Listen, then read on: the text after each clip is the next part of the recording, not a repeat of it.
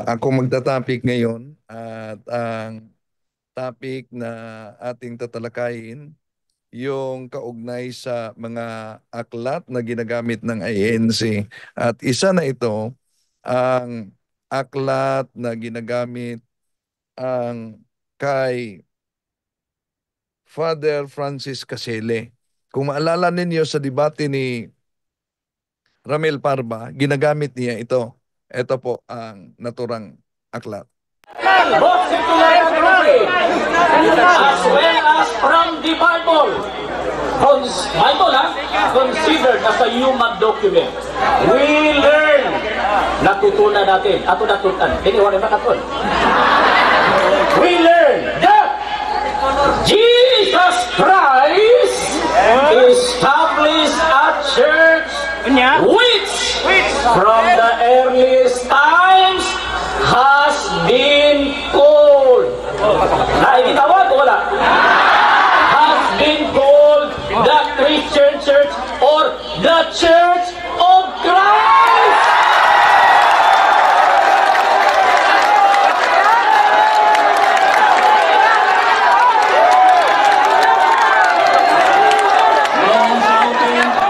Yan. Itong aklat na ito ginagamit nila sa lahat ng mga debate. Di talaga yan magiging absent na paraan sa paggamit ng mga ministro. Itong aklat na ito. Pero bago natin ipakita ano ba ang nakasulat sa naturang aklat. Dahil una mga kapatid, giniit talaga nila na ang iglesia ni Kristo na binanggit dito ay walang iba daw kundi ang iglesia na inaniba ni at tinatag ni Felix Manalo. Mali po yan. Bakit? Kung tingnan natin ang mga ang nakasulat kasi sa naturang aklat, malinaw, sandali, nanap ko muna, ang nakasulat sa naturang aklat mga kapatid, napakalinaw po kung ano ang tinutukoy diyan. Ito, pakita natin ang page na ginagamit ni Parba. Ito ang pahina na ginagamit nila. Ito ang binasa nila sa mga ministro. Dito, makita nyo. Dito, paragraph 5. Did Jesus Christ establish a church? Yes, from all history, both secular and profane, as well as from the Bible considered as a human document. We learn that Jesus Christ established a church which from the earliest times has been called after him the Christian Church or the Church of Christ. So, nagsisigawa na. Dahil nabasa nila ang Church of Christ, akala na nila sila na ito.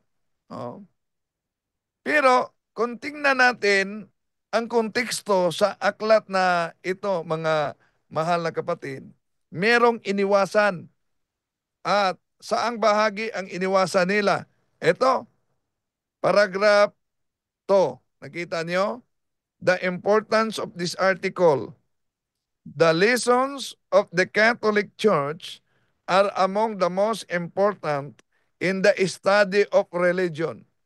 For if we once admit that the Catholic Church is the true church established by God to teach men infallibly the way to heaven, and that He has commanded all men to be members of it. Our way is clear. So, yon ang karaniwang ginagamit nila. Kaya dapat meron din kopya ang mga CFD sa aklat na ito dahil isa sa mga gagamitin kasi nila, sasabihin nila, sige, Sabi mo na ang Katoliko ay tatag ng Panginoong Hesukristo. Di po ba?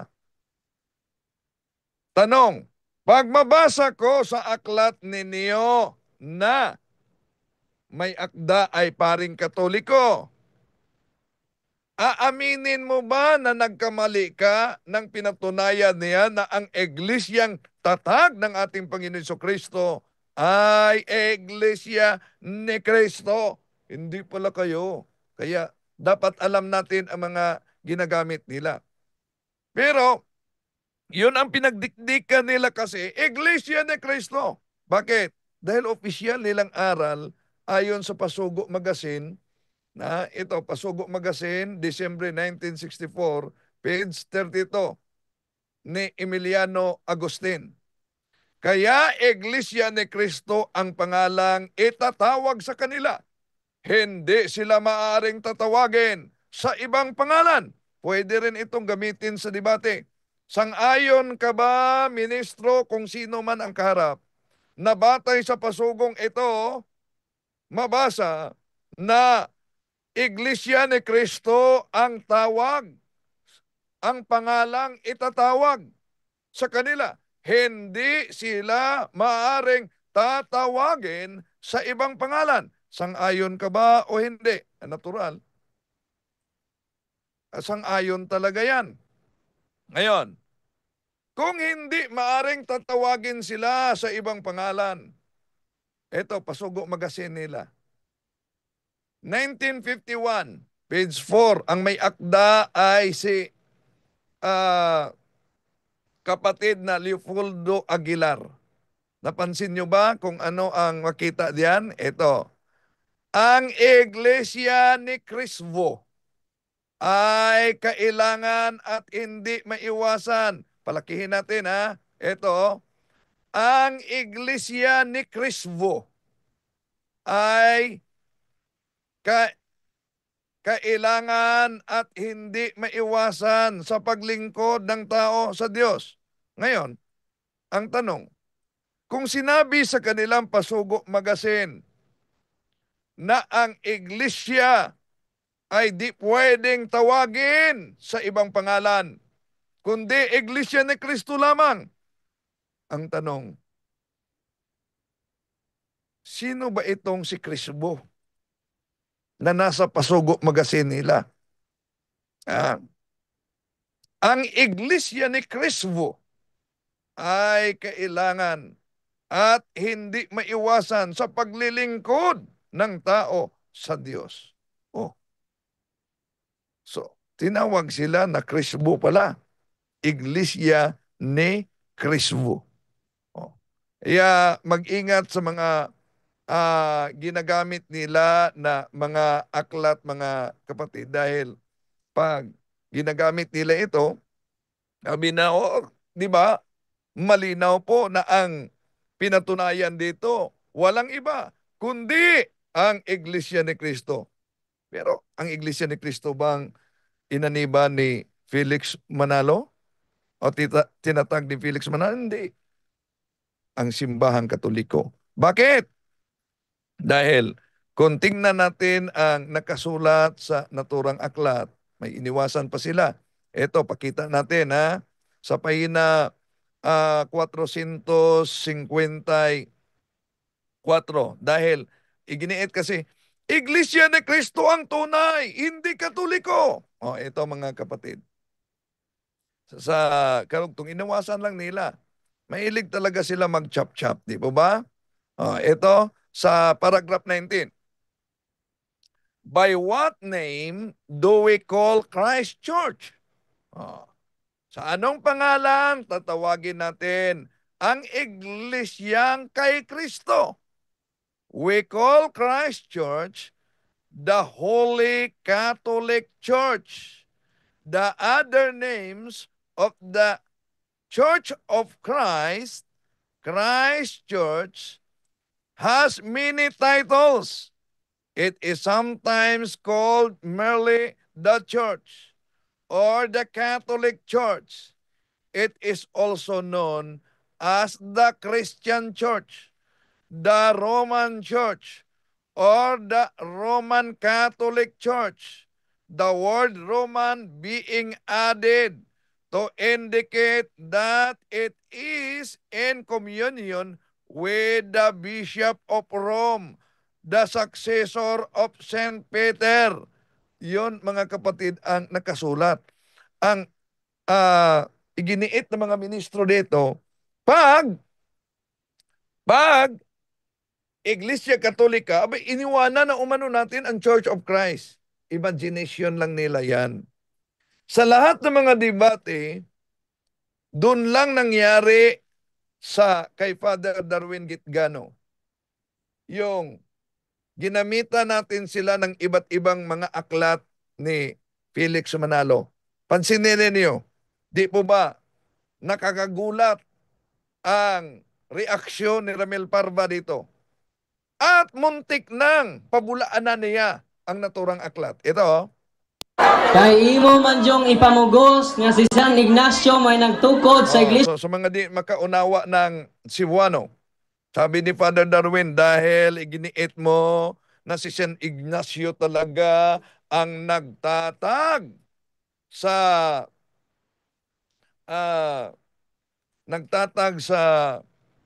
Iglesia Katolika. Katolika ang pangutana sumala nining inyong libro nga naguluhan. So, ang tanong, ayon sa aklat na ito, na ang pamagat, itong aklat na yan, no? Na ginamit ni Father Darwin. So, ano ang pamagat sa naturang aklat? Ito ang ginamit niya. O basahon ang katotohanan dapat malaman ukol sa mga aral ng Iglesia Katolika Apostolika Romana. Una, si San Ignacio kasi ang itinuro nila nagtatag. Ano ba ang mabasa sa aklat na yan na nakasulat ang may akda ay si Manalo mismo? Pero pansinin ninyo dito pansinin niyo ang reaksyon ni Ramil Parva at yung mga kasama niya. Ito kasi ang nakasulat diyan, mga kapatid, sa pahina 13. No? Bakit nagkaroon ng Iglesia Katolika Apostolika Romana? Itinayo sa ikapagkakaisa ng Imperyo Romano at ng Iglesia sa layong magkaroon ng kapayapaan sa panahon ng Emperador Justiniano I. So, yon. Sa panahon ni Emperador Justiniano I, na tatag ang Iglesia Katolika sa naturang aklat. Pero pansinin niyo ang reaksyon nila ni Ramil Parva. Sumala nining libro, kinsay nagtukod sa Iglesia Katolika o kanusa? Yan. Tanong ni Father Darwin dito, ayon sa aklat na ito, sino ang nagtatag sa Iglesia Apostolika Katolika Romana? Kailan? So sabi ni Ramil Parva, kunin ko muna yung aklat, ang pinaghandaan kasi namin, dahil nagsigawan ang mga tao dito, ang pinaghandaan kasi namin dito, mga kapatid, na anticipate na ito, na sabihin ni Parva na kunin ko na yung aklat, kunin ko muna, tingnan ko. Dapat ang follow-up, nakalimutan namin, ang follow-up na tanong, aaminin mo ba sa harap ng mga tao na hindi mo alam kung sino ang nagtatag sa simbahang Katoliko ayon sa aklat na ito? Ayan, sana ang follow-up, pero nagsigawa na kasi. Kaya sabi niya, kunin ko muna yung aklat na yan, kunin ko muna. Tingnan nyo, parang na-surprise sila dahil sa lahat na debate, di pa ito na itanong.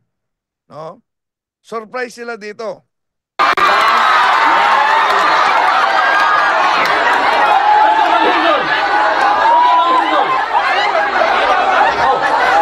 Tingnan nyo, kahit ang mukha sa kaniyang kasama na ministro, sa likuran niya, surprise talaga sila. Time is off. There is a request. May request sila na tingnan daw nila ang aklat. Ibigay mo sa amin. Binigay ko sa kanya. Kasunduan daw na maaring tingnan ang bawat aklat. Sabi niya, ibigay mo sa akin. Binigay ko. Pagkatapos sabi niya, sandali lang. Ano ang page?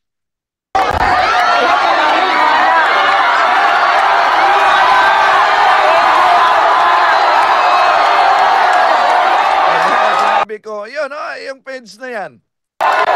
Wait, time is up. Ngayon, nakita niya ang page. Paano niya, para lang pabulaanan mga kapatid, lumapit siya, hindi daw sa kanila yan aklat na yan. Wait. Dahil sorpresa siya na ang nakasulat sa aklat na yan, iba sa aklat na ginamit niya na sa San Ignacio ang nagtatag sa simbahang Katoliko. Wait, you must have observed this kalagdaan, number 4. Mahiling ang mga referensya sa matag habi. So, atong hilngon, tagaan nato ang panahon kung masugot na. So, sabi ng moderator, may kasunduan na dapat tingnan yung bawat aklat na ginagamit.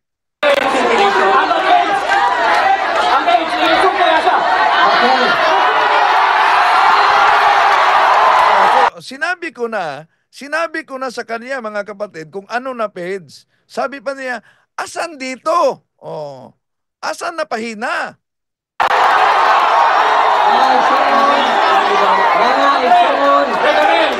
Time is up. So ano na pahina daw ang sinasabi mo? Sinabi na natin, tinuro na natin kanina.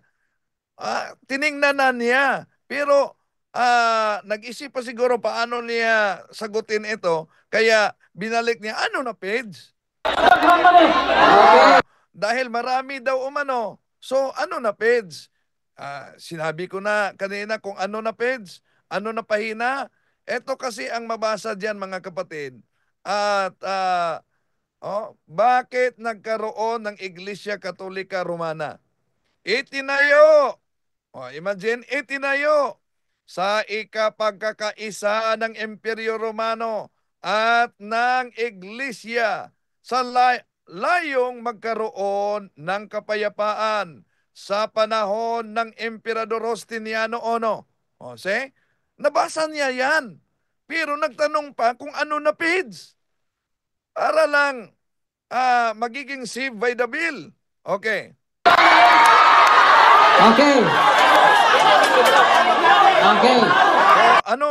Anong naisipan niya para ma-save by the bill siya? Ang naisipan niya, pabulaanan niya ang aklat na hindi daw sa kanila. Kundi ang may akda ay ang Defensor Katoliko daw. Pakinggan ninyo. So, what is nakibaw silang libro? So, sabi ni Father Darwin, di pala nila alam ang kanilang sariling aklat.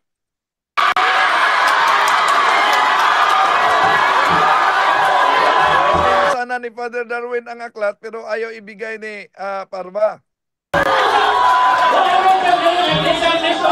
So sabi ni Parva, imagine sabi ni Parva, wala mang nakalagay sa aklat. Imagine, ministro ka, di mo alam na ang aklat na ito na ginamit ay sa inyo. Wala daw nakalagay na Iglesia ni Cristo. Dahil ang pamagat kasi sa aklat, mga katotohanan dapat malaman to. Sandali muna. I-change natin. Nagkamali sa type. Okay. Ito ang pamagat, no? Sa naturang aklat,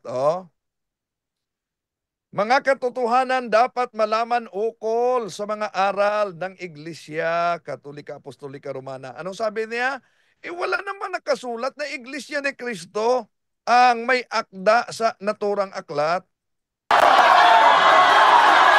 So mapansin ninyo, meron pang isang ministro doon malapit sa moderator. Sabi niya, hindi yan sa amin.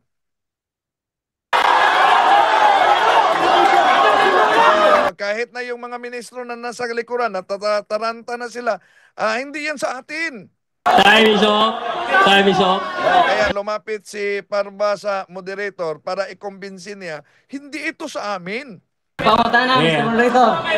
Here is a request. Sir, what is your request?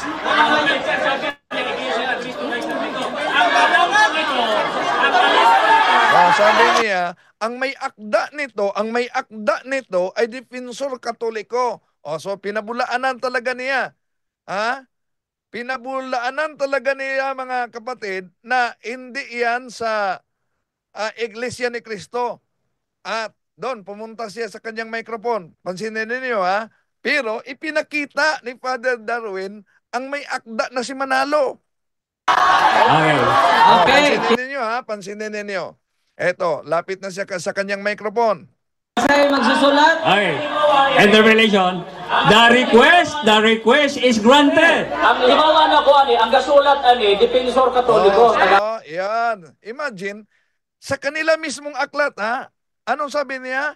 Ang alam ko, ang nagsulat nito ay Defensor Katoliko. Imagine, pag mahirapan na sa tanong, gamit ang kanilang aklat, pabulaanan nila. Pabulaanan nila, hindi daw sa kanila. Sino ang may akda? Ang himawa na ko ani, ang gasulat ani, Defensor Katoliko. So, ang nagsulat daw, Defensor Katoliko, Tagalog. So, ipinakita namin kung sino ang may akda. May pangalan ni Felix Manalo. Isulti na ko, walang writer daw. Wala daw writer, walang writer. Ito writer na. Nabasa lang po. Yan. Nang nakita na mga kapatid, kung sino ang may akda sa naturang aklat, di ba napansin niyo? Na sabi niya, ang alam ko, ang aklat na ito ay ang nagsulat Defensor Katoliko Tagalog. Ngayon, ipinakita namin ang sinong may akda. Sabi niya, sige, sabihin niyo ano na pahina.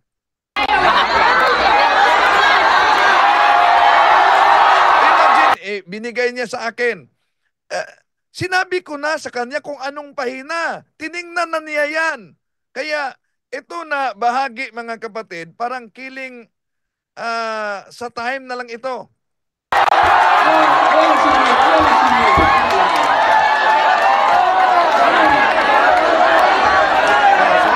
Tingnan nyo, di pa niya sinagot na batay sa aklat na ito, sino ang founder. Kaya binigay ko sa kanya. At itinuro ko talaga sa kanya.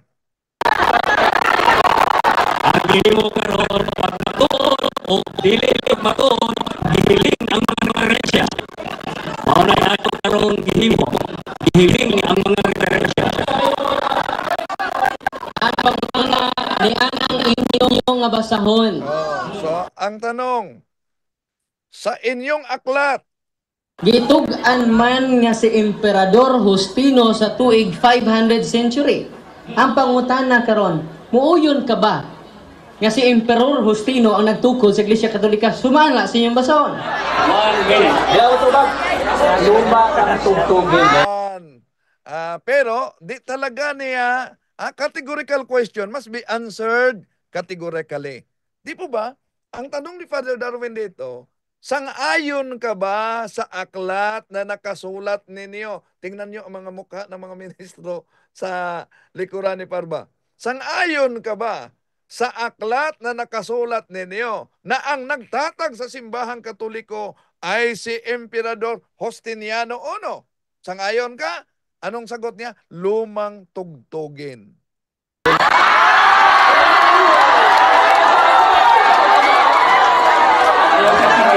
Killing the time talaga, killing the time. Niyo ba? Makita ninyo ang page sa naturang aklat na kinulayan ko pa.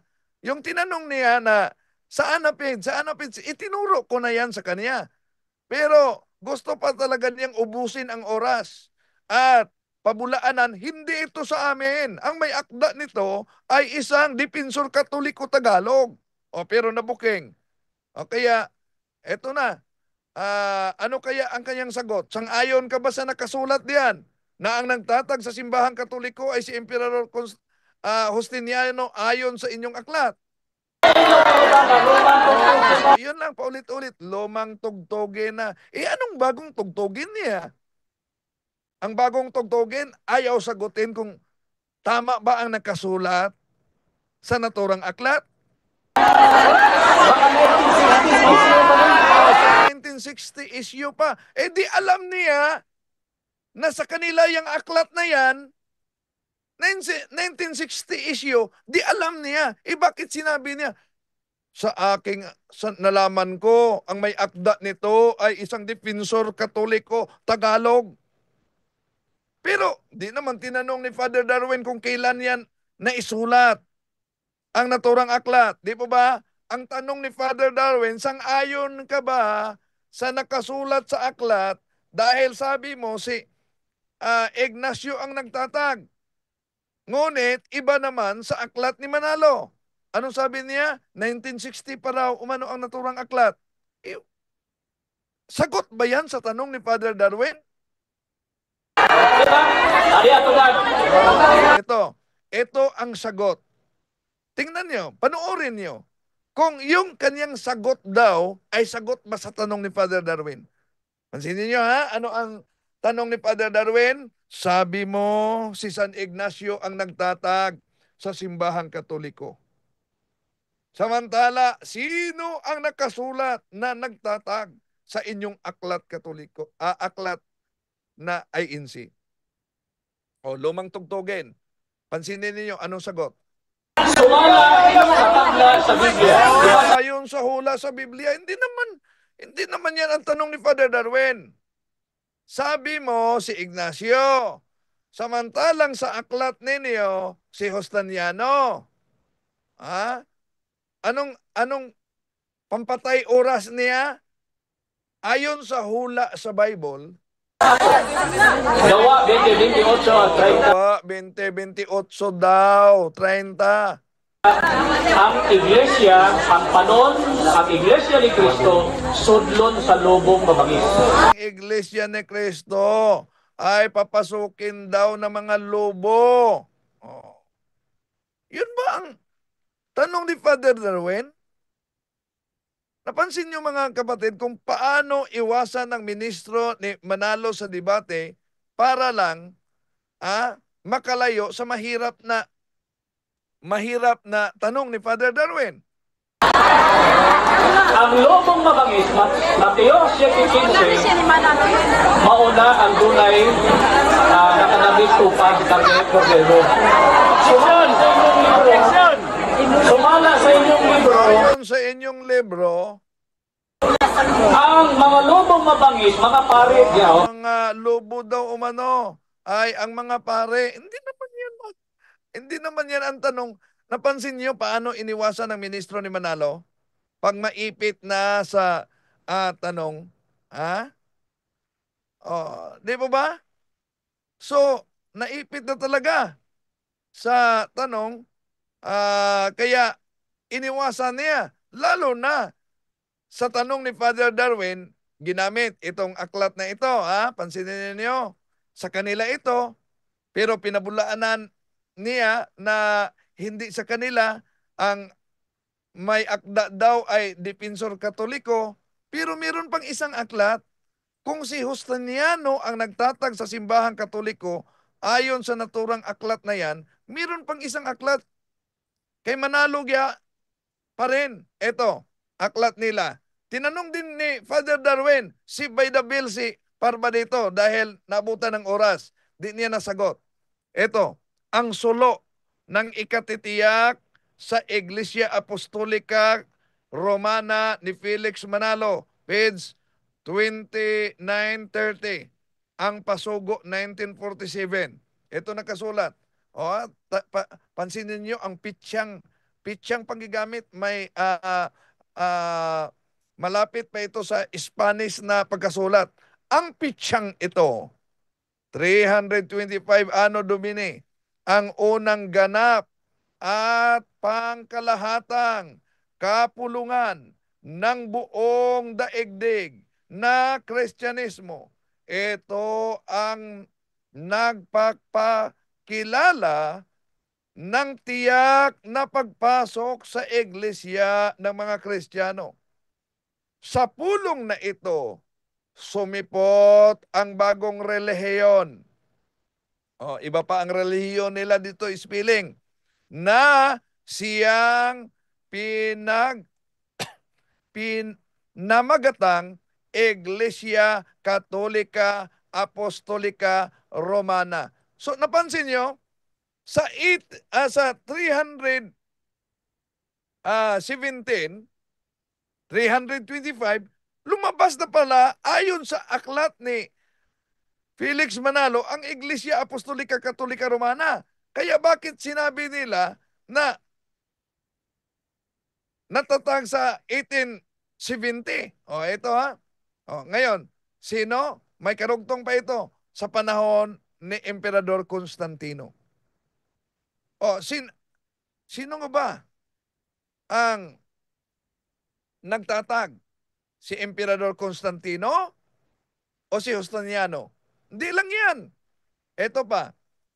Di pa ito nagamit sa mga debate, pero pinakita ko ito sa inyo mga kapatid. Dahil meron pang ibang pasugo na pwedeng gamitin natin. Dahil alam ko na nanonood sila sa atin para mapaghandaan din nila. Ito, Pasugo Magazine, Hulyo 1951, page 13 ni Marcelino Francisco.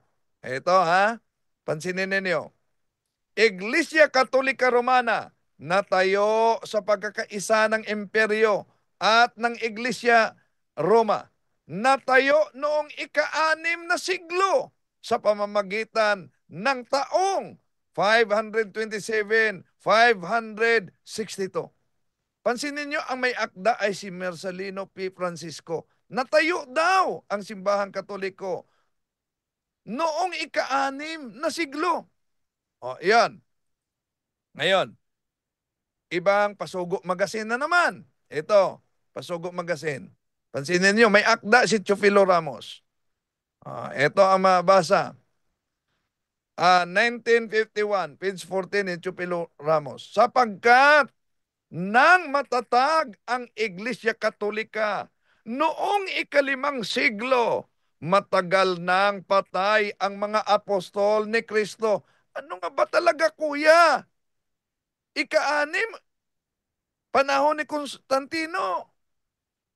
O ika-4 o ika-5 o panahon ni San Ignacio. Kaya dito pa lang, alam na, game over na. So balik sa inyo, Brajando. Okay, thank you sa iyo, Brother Wendell Talibong. And then, move na po tayo ngayon sa ating tanungan portion.